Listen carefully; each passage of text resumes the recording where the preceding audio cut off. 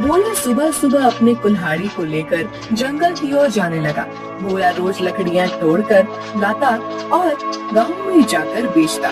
जो भी थोड़े पैसे मिलते उससे जैसे तैसे अपना पेट भरता।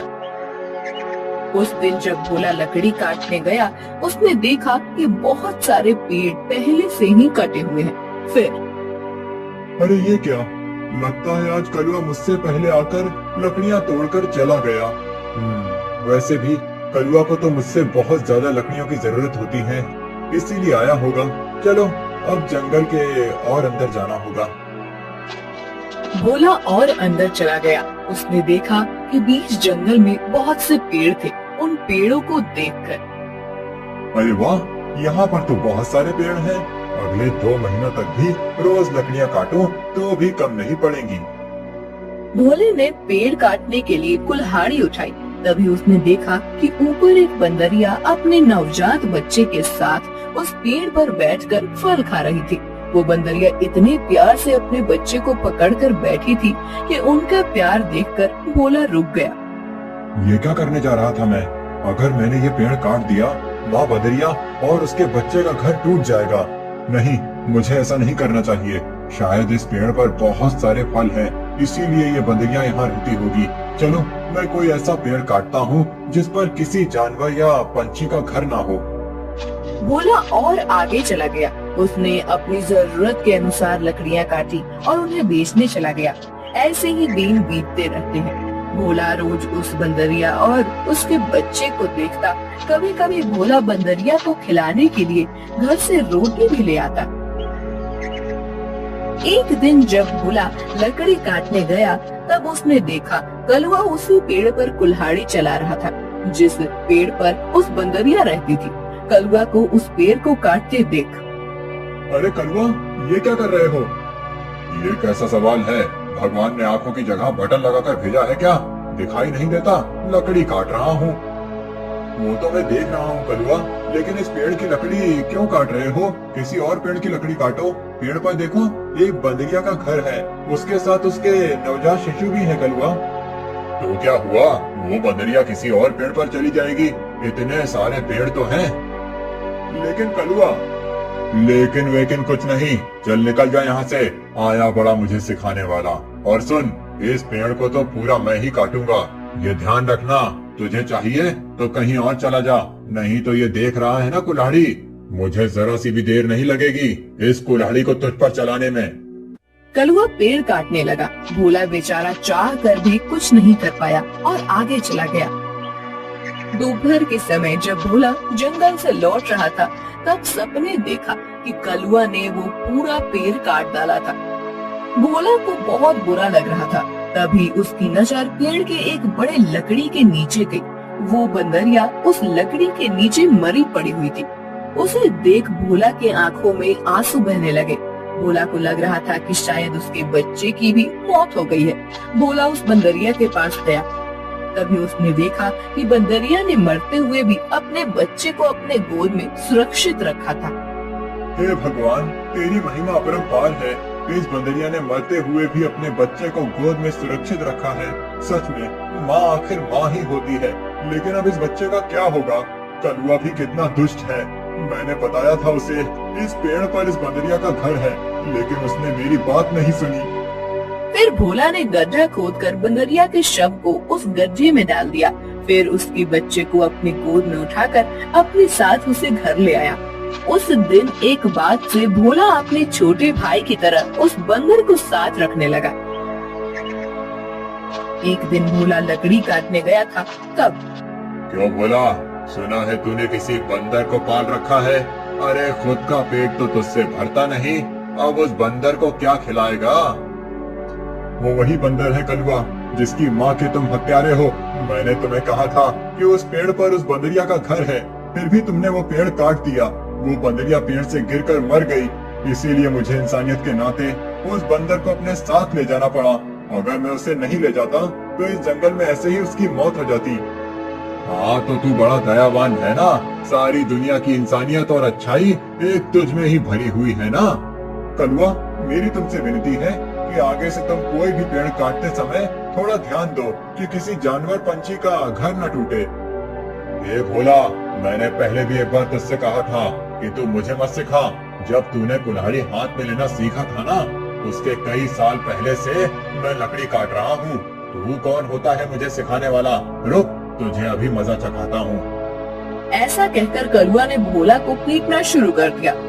उसे पीटने के बाद भोला को उसने चेतावनी भी दी कि आगे से अगर वो इस गांव में लकड़ी काटने के लिए आएगा तो उसे अपनी जान से हाथ धोना पड़ेगा।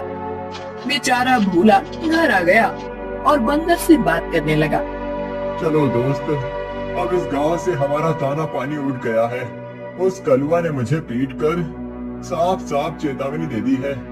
अब अगर जान बचानी है तो इस गांव को छोड़कर जाना ही बेहतर होगा। चलो, हम कहीं और जाकर हमारी अपनी दुनिया बसाएंगे। भोला बंदर को अपने कंधे पर बिठाकर गांव से कहीं दूर जाने के लिए निकल गया। दिन बीत रहे थे और भोला दर बदर भटकते हुए काम की तलाश कर रहा था। ना तो उसे काम मिल रहा था और ना उसके रहने का कोई ठिकाना था। जैसे तैसे अपने लिए और बंदर के लिए वो एक वक्त का खाना जुटा पा रहा था। एक दिन ऐसे ही वो थक कर एक पेड़ के नीचे बैठा हुआ था। बंदर उसके गोद में सोया हुआ था। तभी वहाँ एक योगी बाबा आए। प्रणाम योगी बाबा। कल्याण हो पुत्र। एक बात बताओ, तुम इस बंदर को ऐसे गोद में लेकर क्यों बैठे हो? बाबा, इसने अपनी माँ को खो दिया है। इसका इस दुनिया में कोई नहीं है, इसीलिए मैं इसे अपने साथ अपने घर ले आया था। लेकिन हमारे गांव के एक गुंडे की वजह से मुझे गांव छोड़ना पड़ा।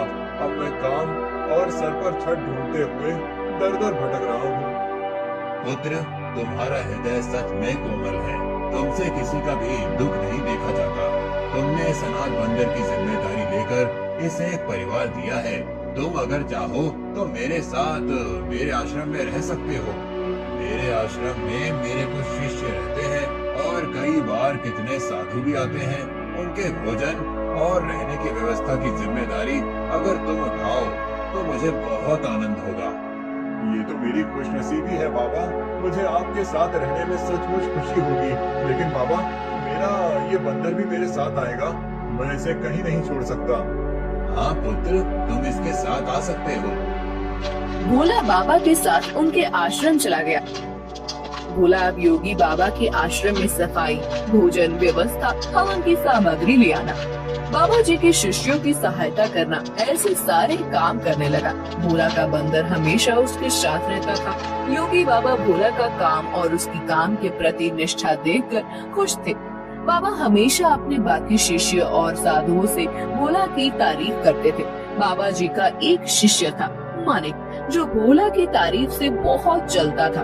उसे लगता था कि भोला तो एक साधारण लड़का है, फिर भी बाबा जी उसकी बड़ी तारीफ करते हैं। जबकि मैं इतनी पढ़ाई करता हूँ, वेद पाठ करता हूँ, फिर भी बाबा जी को मेरी कोई अहमियत नहीं है। एक दिन, मानिक भैया, ये लीजिए, आपके लिए ये ताजे फल लेकर आया हूँ। भोला, आजकल तुम ज्यादा आलसी हो चुके हो।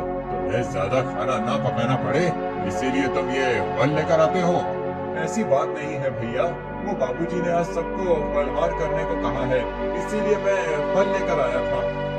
भोला बात कर ही रहा था कि तभी उसका दोस्त बंदर आया और उसने मानिक के फल खा लिए। अरे अरे, ये क्या? अरे संभालो तुम्हारे इस बंदर को। पूरे आश्रम को सर पर उठाकर रखा है। ये बंदर मेरे फल खा गया।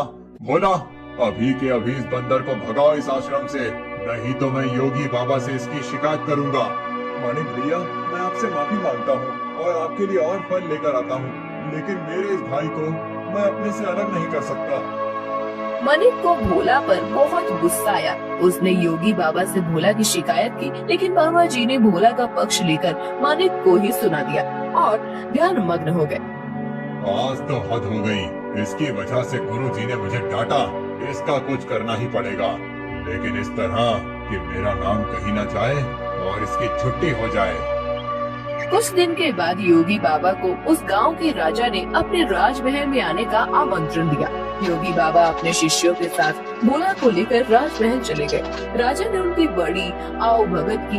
2 दिन राजमहल में रहने के बाद सब आश्रम लौट गए। फिर 2 दिन के बाद राजा अपने कुछ दास और प्रधान के साथ आश्रम आए। क्षमा करें बाबूजी, यहाँ आकर आपको कष्ट दे रहा हूँ, लेकिन बात ही ऐसी है कि मुझे स्वयं आपकी भेंट लेने आना पड़ा।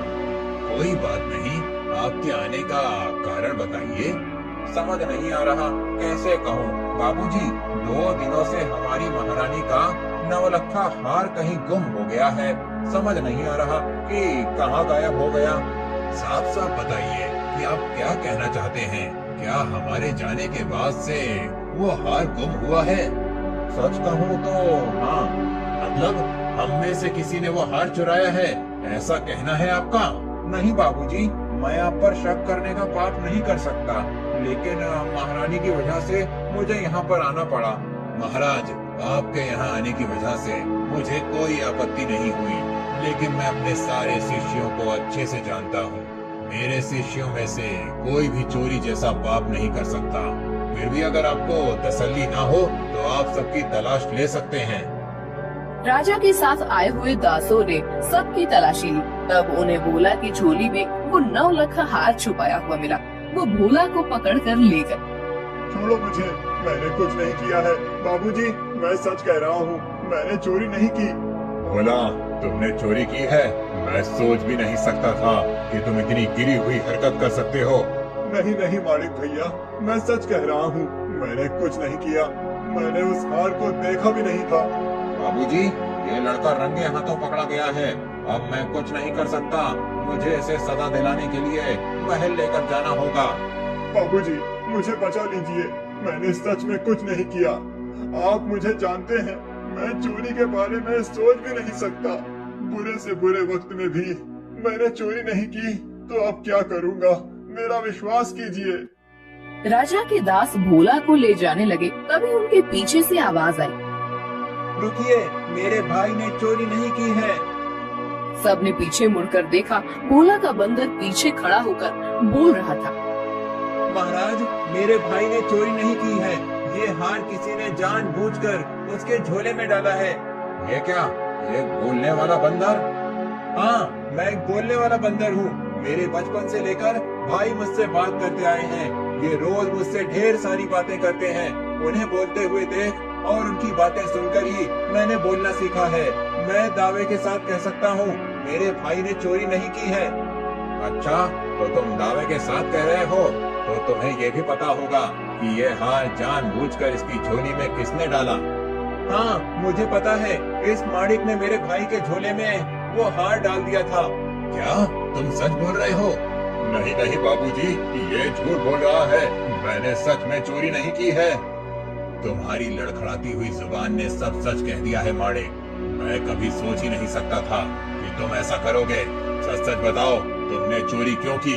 और उसका इल्जाम बेचारे भोला पर डालकर क्या करना चाहते थे तुम? मानिक ने अपनी जलन के बारे में सब सच सच बाबा जी को बता दिया। महारानी के हार की चोरी की जुर्म में मानिक को पकड़ लिया गया। फिर भोला, तुम्हारा ये बंदर सच में बड़े काम का है। ये हमारे राज्य की बड़ी मदद कर सकता है। मैं चाहता हूँ कि तुम इसके साथ हमारे राज्य के गुप्तचर बन जाओ और हमारे शत्रुओं की गतिविधियों पर नजर रखो। इस बंदर पर किसी को शक नहीं होगा और तुम आसानी से सब पर नजर रख पाओगे। इस काम के बदले में तुम्हें बहुत धन दिया जाएगा। राजा जी की बात भोला को सही लगी। योगी जी ने उसमें हामी भरी। भोला अब राज्य का पहला ऐसा गुप्तचर बन गया जिसका साथी एक बंदर था।